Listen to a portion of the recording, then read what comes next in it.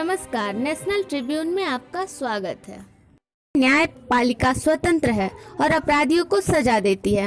न्यायालय में वकीलों की दलीलें सुनने के बाद न्यायाधीश अपना फैसला सुनाते हैं, जो सत्य को जानने और परखने के बाद सोच समझकर ली जाती है और सभी उस फैसले का सम्मान करते हैं।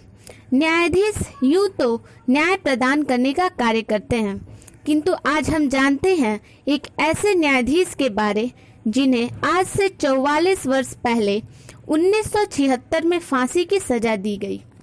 उपेंद्र नाथ राजखोवा, जो कि असम के धुबरी जिले में जिला एवं सत्र न्यायाधीश के पद पर तैनात थे। फरवरी 1970 में सेवानिवृत्ति के पश्चात उन्होंने सरकारी बंगले को खाली नहीं किया और इसी बीच उनकी पत्नी और 3 बेटियां अचानक गायब हो गई। इस बात की जानकारी उपेंद्र नाथ के अलावा किसी को भी नहीं थी। जब भी कोई उनसे पूछता तो वे बहाना बना देते थे। अप्रैल 1970 में उपेंद्र नाथ राजखोवा सरकारी बंगला खाली करके चले गए। वे कहाँ गए इस बारे में किसी को कुछ भी पता न था। तभी राजखोवा के साले, जो पुलिस में थे, उन्हें इस बात की जानकारी मिली कि वे एक होटल में कई दिनों से ठहरे हुए हैं। वहां वे कुछ पुलिस कर्मियों के साथ गए और अपनी बहन और भांजियों के बारे में पूछताछ की। उपेंद्र नाथ ने तरह तरह के बहाने बनाए और अंततः यह बात कबूल कर ली कि उन्होंने ही अपनी पत्नी और 3 बेटियों की हत्या कर लाश को उसी सरकारी बंगले की जमीन में गाड़ दिया है। लगभग 1 साल तक केस चला और निचली अदालत के बाद हाई कोर्ट में भी उन्हें फांसी की सजा सुनाई गई। फिर राजखोवा ने सुप्रीम कोर्ट में अपील की, वहां भी उसी फैसले को बरकरार रखा गया।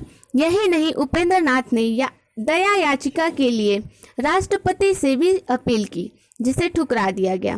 14 फरवरी 1976 को जोरहट जेल में पूर्व जज उपेंद्र नाथ राजखोवा को उनकी पत्नी और उनकी 3 पुत्रियों की हत्या के जुर्म में फांसी दे दी गई।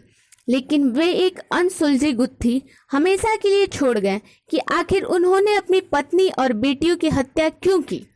लेकिन हत्या के पीछे मकसद को पूरा करने में अभियोजन की विफलता की कहानी में पेचीदा मोड़ कर समाप्त कर दिया।